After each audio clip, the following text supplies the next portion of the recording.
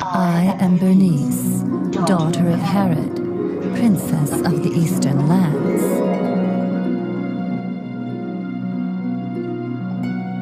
My family are loyal servants of the Roman Empire, collecting taxes for the Caesar. But the reign of one of Rome's most decadent Caesars, the madman Nero, inspired a great disloyalty within me. For I believe that Nero's hedonistic indiscretion brought a curse on the entire Roman Empire in the form of a powerful uprising of the zealot Jews of Judea.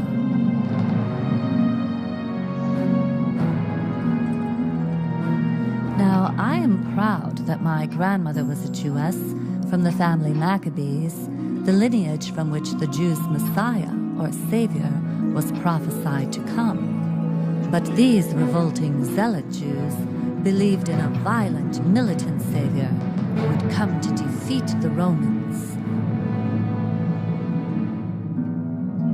Defeat the Romans. Militant Savior who would come to defeat the Romans.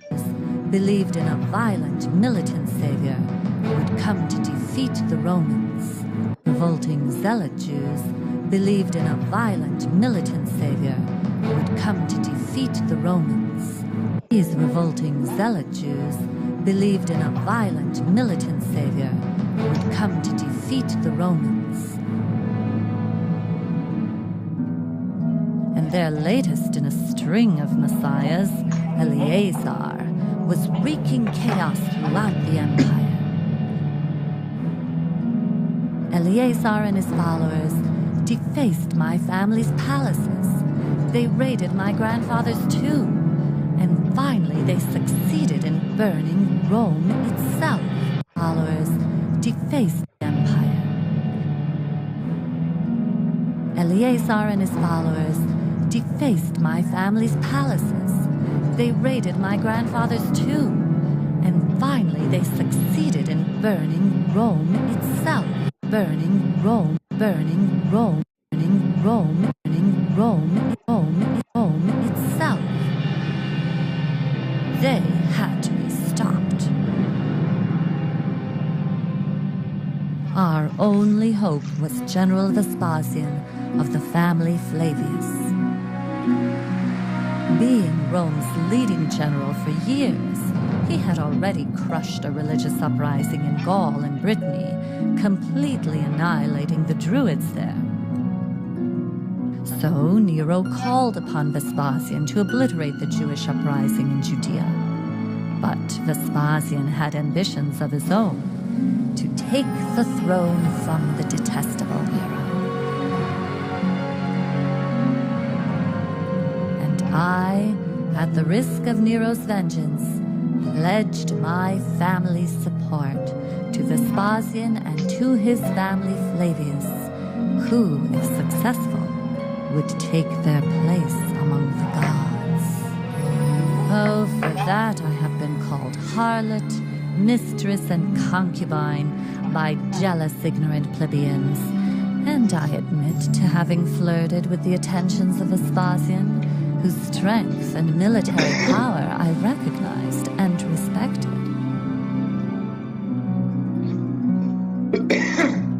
But it was the talents of his son, Titus Flavius, that not only captured my heart and my loyalty, but inspired within me the ambition, talents of his son, Titus Flavius, talents of his son.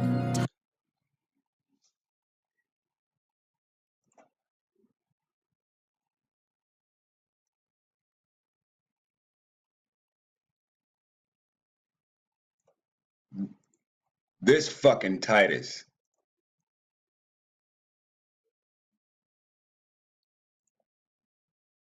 So don't bullshit yourself. This Titus.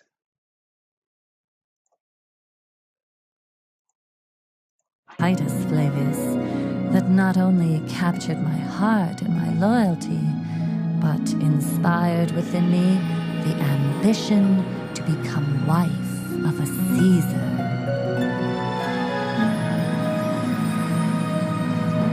So, Vespasian began the campaign against the uprising Jews.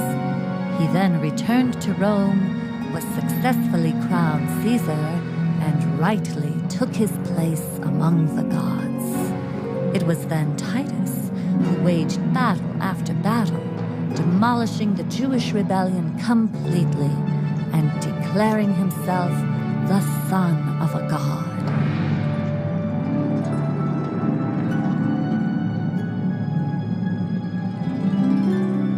When the Jews refused to worship him, Titus razed the Temple of Jerusalem. He succeeded in capturing their Messiah, Eleazar, and he had him crucified. He succeeded in capturing their Messiah, Eleazar, and he had him crucified. Succeeded in capturing their Messiah, Eleazar, and he had him crucified. Crucified.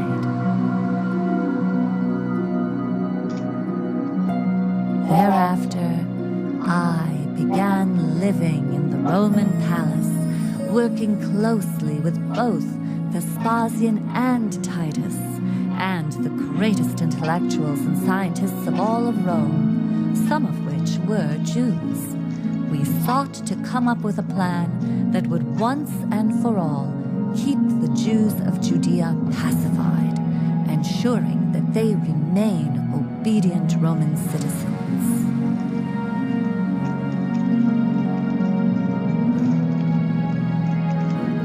It was then that my knowledge of the typology used in Jewish literature would become useful.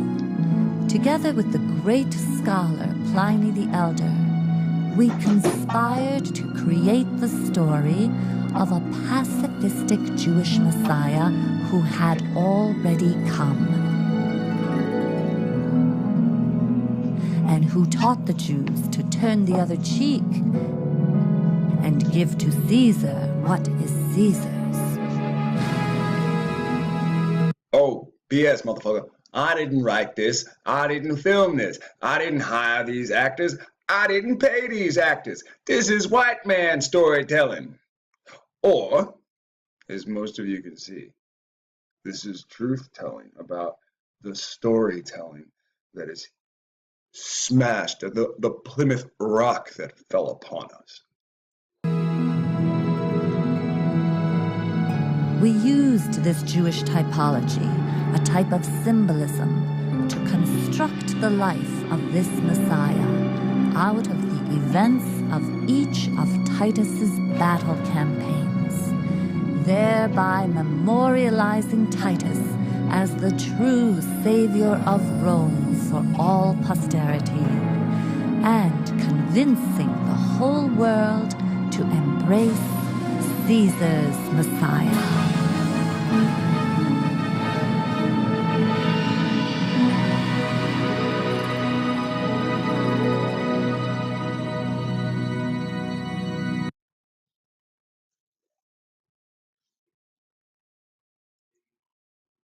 Not enough? Okay.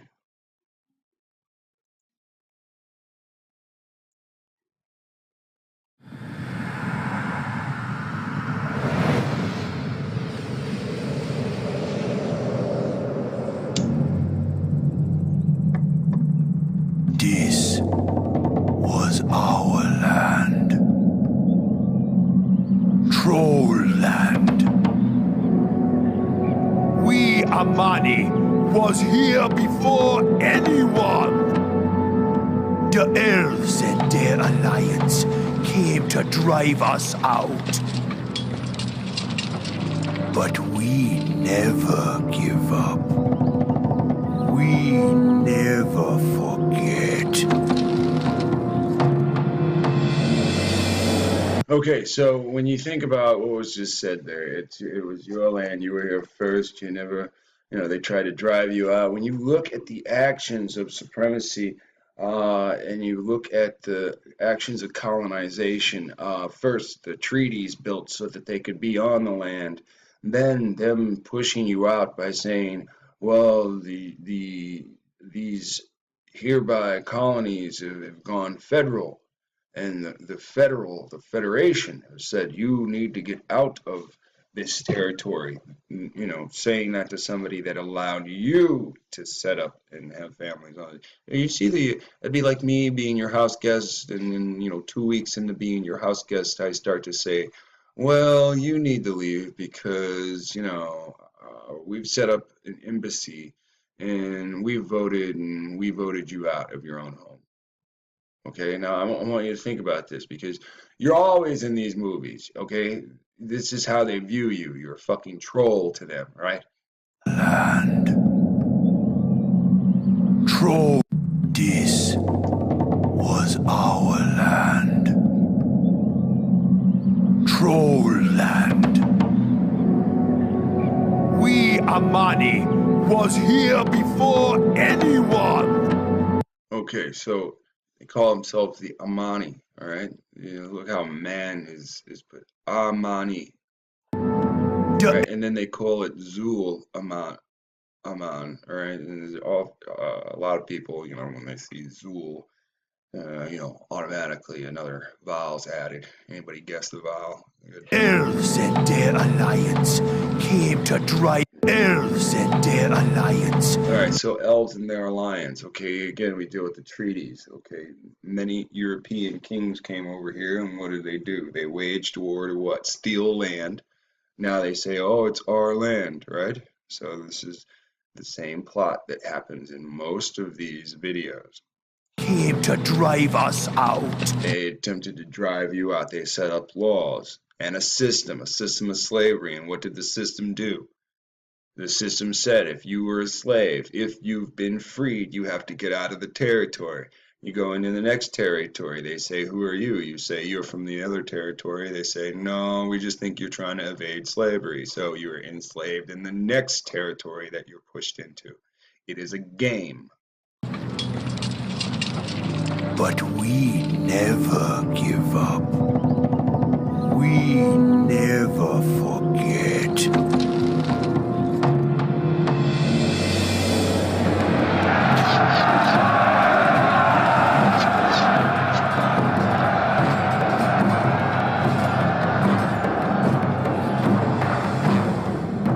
The elves took my eye.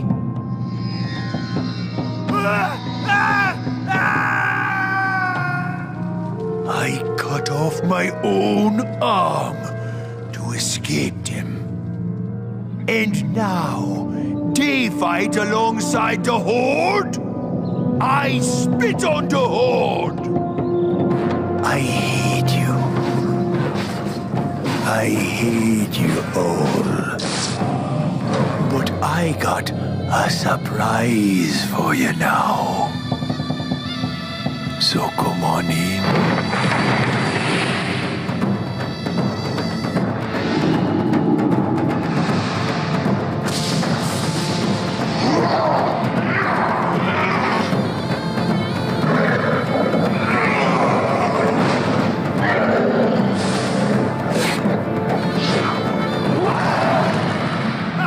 Diamani never give up.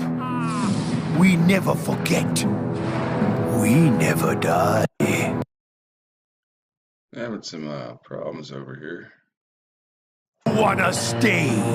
You stay here forever.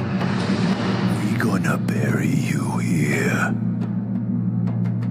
All right, so that video really wanted to play all the way through. There was I'm jamming on that button, it wouldn't stop.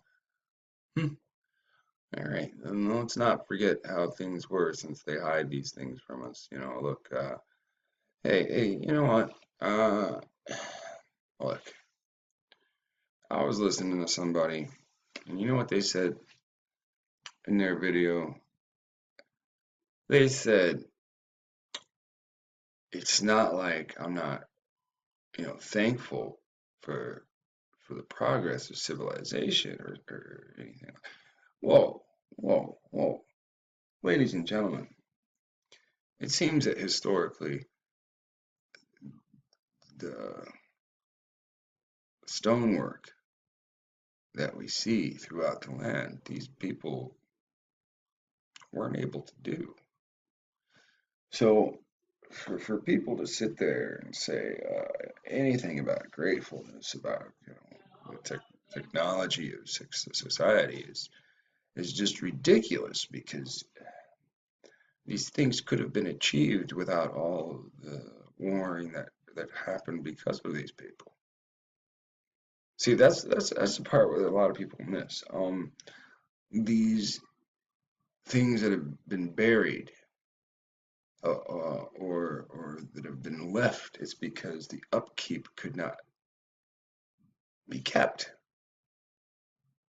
Because the people that originally engineered these feats were destroyed. Look, you can't be smart and the strongest. There's a fair balance between the two, but either you're smart or you're strong.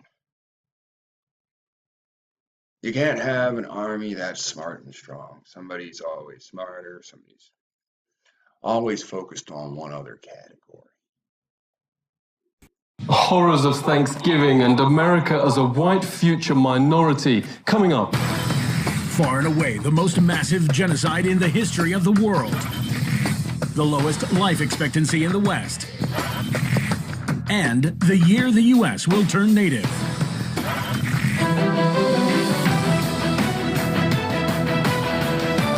Virtually none of Thanksgiving has an ounce of accuracy, notes the bestseller Lies My Teacher Told Me. The idea of Europe bringing civilization to the Americas simply flips truth on its head. This is what European explorers actually found in North America. Far and away the most beautiful city on Earth. 5 times the size of London or Rome. Great towers and buildings rising from the water. 60,000 gleaming houses, and how spacious and how well built they were. Of beautiful stonework and cedarwood, and the wood of other sweet-scented trees. The many streets and boulevards of the city were so neat and well swept, despite the multitude of inhabitants. Now think about this. When we go and we've watched this video about this was the land before that belonged to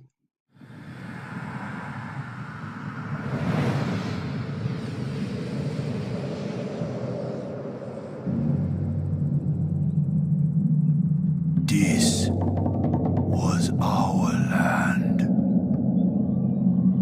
Troll land. We Amani was here before anyone. Now think about that, and just keep in mind. Horrors of Thanksgiving and America as a white future minority. Coming up. Far and away the most massive genocide in the history of the world. The lowest life expectancy in the West. And the year the U.S. will turn native.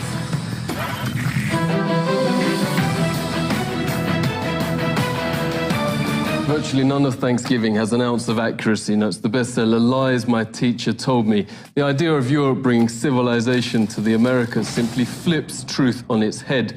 This is what European explorers actually found in North America. Far and away the most beautiful city on Earth. 5 times the size of London or Rome. Great towers and buildings rising from... These people were savages. We had to take these beautiful lands out of their hands, for they were gonna ruin it because they were so destructive, and they were cannibals and this and that and everything else I could make up. Columbus didn't write any of that shit. When you actually look at the writings of Columbus, it says something completely different. Yes, he does say they fucking brutally, savagely killed these people. But he gives a distinct description of them. Virtually none of Thanksgiving has an ounce of accuracy, notes the bestseller Lies My Teacher Told Me. The idea of Europe bringing civilization to the Americas simply flips truth on its head. This is what European explorers actually found in North America. Far and away the most beautiful city on Earth. 5 times the size of London or Rome. Great towers and buildings rising from the water. 60,000 gleaming houses, and how spacious and how well built they were, of beautiful stonework and cedar wood, and the wood of other sweet-scented trees. The many streets and boulevards of the city were so neat and... Did you see that was written on screen right there? Listen to that. No European who has tasted Indian life can afterwards bear to live in our societies, said who? Benjamin Franklin. If you hold on to this republic, right? And now we live in a democracy, right? Other sweet-scented trees. The many streets and boulevards of the city were so neat and well swept, despite the multitude of inhabitants, crisscrossed with a complex network of canals, like an enormous... Look at this. What does it say next? Settler leaders. The leaders of the settlers that came and visited had to post guards to stop whites from defecting to native societies. When the settlers came, they had to stop the whites from defecting into native societies. Isn't that interesting? Multitude of inhabitants, crisscrossed with a complex network of canals, like an enormous Venice, but also remarkable floating gardens that reminded of nowhere else on Earth. While Europe was drinking water from its polluted city rivers, huge aqueducts transported America's water from fresh springs. While Europe was drinking water from its polluted city rivers, huge aqueducts transported America's water from fresh springs. While Europe was drinking water from its polluted city rivers, huge aqueducts transported America's water from fresh springs. But what impressed most were the special merchant areas where timber and tiles and other building materials were bought and sold, as well as greengrocer streets where one could buy every sort of vegetable, fruits, honeys, nut paste and chocolates. Astonished by the personal cleanliness and hygiene of the colorfully dressed populace, and by their extravagant use of soaps, deodorants, and breath sweeteners. Most Europeans never bathed and kept clothes on at all times. By their extravagant use of soaps, deodorants, and breath sweeteners. Most Europeans never bathed and kept clothes on at all times. The Pilgrim's Notes biographer Zini Feiner had a terrible smell. Indians tried, quote, without success to teach them to bathe. Sweeteners. Most Europeans never bathed and kept clothes on at all times. The Pilgrim's Notes biographer Zini Feiner had a terrible smell. Indians tried, quote, without success to teach them to bathe. The settlers also had bad breath from rotting teeth. Death and starvation was so common that corpses were just dumped in open pits known as poreholes. Many turned to alcohol and committed suicide. In fact, the story of the first settlers has been deliberately changed, notes author James Lowen, because the truth is so shameful. They actually settled hundreds of miles further south and stayed in America because the mission was a failure. Their real aim, reports historian Robert Beverly, was to find some gold and take it back to Europe. They spent their days digging random holes in the ground, haplessly looking for gold instead of planting crops. Soon they were starving and digging up putrid Indian corpses to eat. Ground, haplessly looking for gold instead of planting crops. Soon they were starving and digging up putrid Indian corpses to eat. They took some Indian prisoners and forced them to teach the colonists how to farm. And the meal with the natives wasn't quite the Thanksgiving shown on TV and in schoolbooks. The colonists offered the Indians a toast to eternal friendship, whereupon the chief, his family, advisors, and 200 followers dropped dead of poison. A toast to eternal friendship, whereupon the chief, his family, offered the Indians a toast to eternal friendship, eternal friendship, whereupon the chief, and a toast to eternal friendship, and a toast to eternal friendship, where eternal friendship, whereupon the chief, his family, advisors, and 200 followers dropped dead of poison. In mainstream history, dropped dead of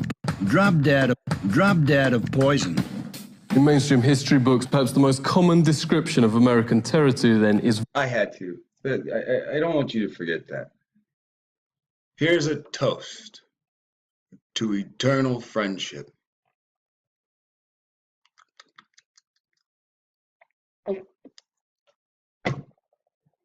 That's how it went.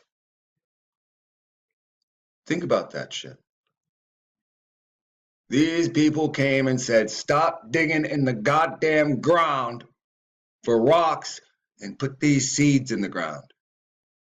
They said, stop playing in the water for gold and use it to bathe.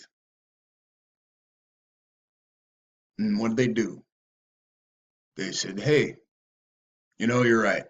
If we don't put this food in the ground, we're not going to eat. Hey, let's make a toast. A toast to eternal friendship. You see what happens next, right? Death. Virgin land. In fact, notes historian Peter Jennings, it was widowed, horrific enough the Nazi ethnic cleansings in Europe during World War II. Leading American studies professor David Stannard notes it's dwarfed by, quote, far and away the most massive act of genocide in the history of the world. The death of 100 million indigenous people in the, quote, American Holocaust, some from disease, but also vast numbers from a deliberate policy aimed at wiping out the race that mainstream history books continue to pretend never happened. I told you it was over 100 million. They always want to play these games. See, here's that. He knows when Heinrich Himmler called the final solution, quote, delousing, Himmler was only echoing the Pilgrim Army's rallying cry, nits make lice, nits being Indian babies. This was a map of Indian nations across the US. 80% of the first government's entire budget went on attacking existing Indian settlements to take their developed farmland. The settlers would most probably not have survived, writes Jennings. They didn't want undeveloped land. They already wanted land that was pre-farmed for less work.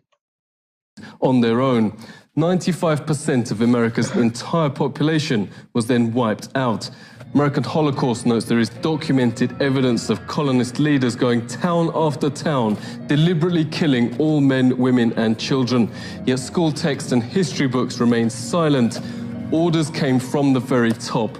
Under the direct order of George Washington, at least 28 of 30 Seneca towns and all the towns of the Mohawk, Onondaga, and Cayuga were simply obliterated. We are here in the north. The Cauga River runs right through my city. The next city next to me is called Cuyahoga Falls. Black people don't like to go through there. They call it Caucasian Falls. Of course, because all these white people live, guess where? In the Indian areas. And they pushed you out of those areas and pushed you where? In the center of cities where you used to do the manual labor to build the cities. Was then wiped out. American Holocaust notes there is documented evidence of colonist leaders going town after town, deliberately killing all men, women, and children. Yet school texts and history books remain silent. Orders came from the very top. Under the direct order of George Washington, at least 28 of 30 Seneca towns and all the towns of the... Seneca towns. Seneca towns are from what? From New York all the way over here to Ohio. I don't know if it goes farther. But for the most part, I know they cover 3 of the Great Lakes, because I always see the road signs for them as I'm driving. Now think about all these Indian names that are towns or cities. Chillicothe, that's in Ohio. I think I've been through there one time. Very few black people. Tons of white people. Why? Because the natives, wink, wink, the blacks were pushed out. Mohawk, Onondaga, and Cayuga were simply obliterated. George Washington wrote, the Indian country, quote, must be destroyed. Thomas Jefferson called to, quote, pursue Indians to extermination. Nobel Peace Prize winner Theodore Roosevelt called beneficial the eradication of the native race. Hey, I'm not saying there's no people on the face of the earth that look like this. Excuse me. All I'm going to say, and I'm not even saying that those people weren't on this land, but their own words, When you say who built the mounds, they say me know not. That means in 1850, when the final mound was built, they not here. I mean, white settlers got here before them. When you look at those Indian wars,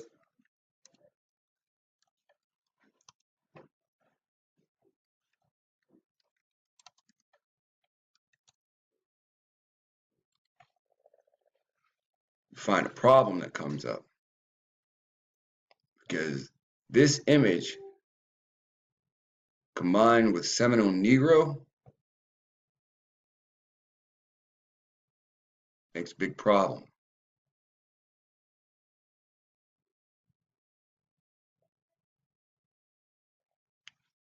So just think about it for a little bit, till it sets in. Stannard notes genocide was official public policy. California Governor Peter Burnett, in his 1851 message to the legislature. Extermination must continue to be waged until the Indian becomes extinct. Another governor issued the public proclamation to, quote, pursue, kill, and destroy all Indians. A witness notes the ensuing bloodbath practically wiped out the native race. Let me get right here real quick. So,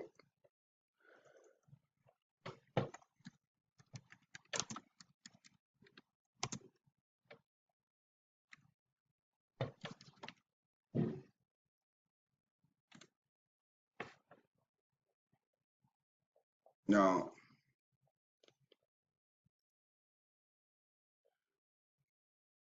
American, a native of America, originally applied to the Aboriginals or copper-colored races, found here by the Europeans, but now applied to the descendants of Europeans born in America. That's 1828. Now, 1828 is before 1850. Now, read this again. A native of America, originally applied to the Aboriginals or copper-colored races. Now, who is copper color? Now, when we go through this, not being biased to some degree, both races, but we have two things. We have a dead giveaway here, but now applied to descendants of Europeans born in America. Now, when we add copper plus European descendants, is this a European descendant? No. Is this a European descendant? No.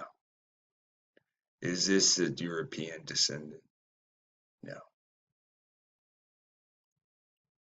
Now, is this a European descendant?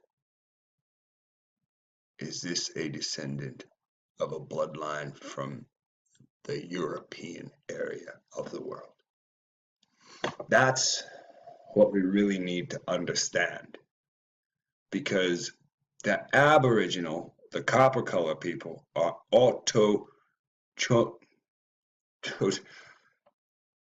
Chinois. I don't think that's the actual word. But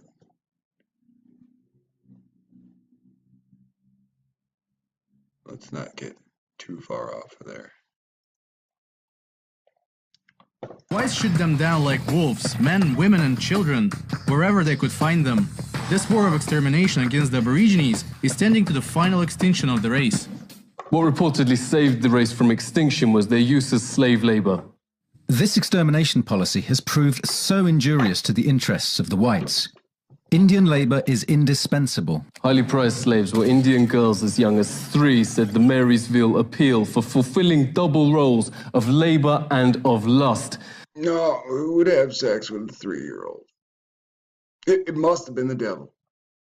It must have been the motherfucking devil, right? Come on. Phil Lane Jr. is hereditary chief of the Hankton One First Nation. Phil, really great to see you. What facts are being airbrushed out of history? Practices were that that sometimes you don't want to speak about, and they not only wiped out most of the people, but the way they did it, the greatest loss of people any time in history. Cultural genocide is still being waged on surviving Indians, reports Truthout. From the start of the 20th century, children were forced into so-called Indian boarding schools, designed to, quote, kill the Indian in them, according to the system's founding father, Richard Pratt. Indians are obliged to change their name to a Western one like Tom, made to dress and style their hair like whites. Indigenous Americans are also forced to adopt Christianity and all other parts of Western culture. Lenore Stefan witnessed the abuse firsthand. Thank you so much for speaking to us. Can you tell us what happened? Federal policy here was to take the Indian out of the person. They beat the language out of like my father. He grew up his whole life, his hands were kind of bent. As a result, he used to talk our native language, but he never wanted me to learn. I consider myself a recovering Catholic because of, the sexual abuse that I experienced, from the Catholic Church. Daniel Sheehan says the genocide is continuing. He's helped start the Lakota Child Rescue Project to stop the forcible removal of Indian children. Daniel, thanks a lot for coming on. Could you tell us what is happening to the children? And what we discovered is that not only were the children being taken on an epidemic level, that it was happening on every single one of the reservations and in virtually every one of the major cities. The International Convention Against Genocide actually has a provision which expressly identifies what's going on as genocide, that the systematic undertaking on the part of the racially dominant culture in a given nation state, taking away indigenous children from their native tribes and putting them in the white culture has been identified as genocide. Even the Supreme Court still upholds natives' second-class status to this day, writes noted legal scholar Robert Williams. He joins us now. It's really great to speak to you. Can you give us some examples? 1 out of 3 Indian women will be raped during their lifetime. In 86% of those cases, the victims report that it's a non-Indian that perpetuated the sexual assault or the rape. This has been traced directly to the inability of tribes to prosecute these crimes. One of the points I make in my book, Savage Anxieties, is that if you look at the history of the more civilized nations treatments, so-called more civilized nations treatments of indigenous peoples, it really makes you wonder who are the savages and who are the more civilized. One very famous... Do you understand what he just said there? Hey, it must have been the devil, right? It must have been the devil that came in and started raping 3-year-olds, right? When we start asking questions and stuff, and we get feedback, right? We find out, well, it's non-natives that are snatching the natives' babies and raping the babies, right? I'm sorry, toddlers, 3 years old. My bad. Yeah, I'll keep. A study done found that every single treaty that the United States had negotiated with tribes had in fact been breached at one time or another, or had been violated. Must have been the devil. I mean, dude, you're supposed to sit down with the devil, right, and making a contractual agreement, right? Everybody that sits there and makes a contractual agreement with the devil sits there and says, what? He went back on his word. It must have been the devil. The court said they had no property rights and therefore no rights to just compensation. And there was some horrible language in the opinion about how the court recognized that everyone knows that the savage tribes of America were conquered and the treaties were really meaningless anyway.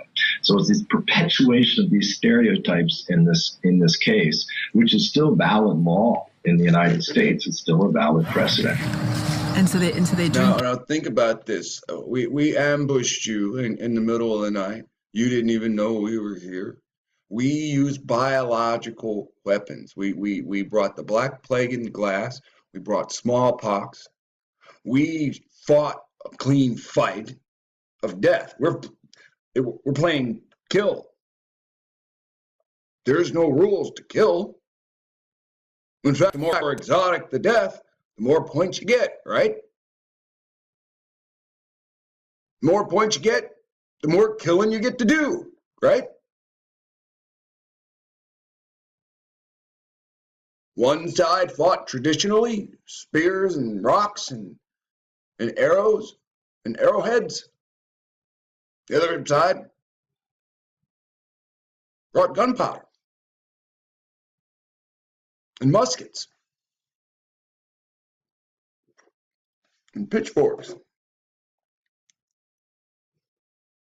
and disease. They brought disease. And how do you fight against disease? But it's actually hairspray. Native Indians now have the highest rate of suicide and pandemics of cancer in the Western Hemisphere. At 44, life expectancy is lower than Afghanistan and around the same as Europe at the time of the Pilgrims. For an official banquet to celebrate 350 years since Pilgrims landed, authorities invited native Indian Frank James to speak. But when they saw his speech taken from a settler's own account of what really happened, they wouldn't let him read it. The Pilgrims had hardly explored the shores 4 days before they robbed the graves of my ancestors and stole their corn, wheat, and beans.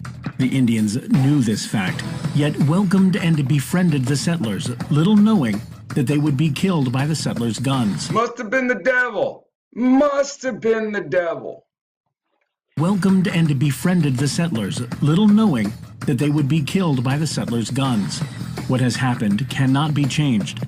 But today we work toward a better America, a more Indian America, where people and nature are once again important. Frank has helped start a national day of mourning each Thanksgiving, a protest over the Plymouth Harbour and Mayflower replica.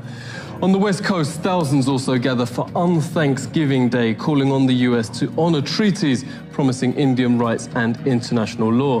The American government faces increasing domestic and international pressure. Supreme Court has reaffirmed the validity of the Treaty of Fort Laramie, giving Indians rights over the area. The United I don't know why that stopped.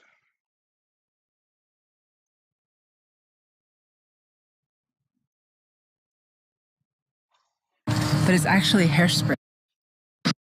Promising Indian rights and international law.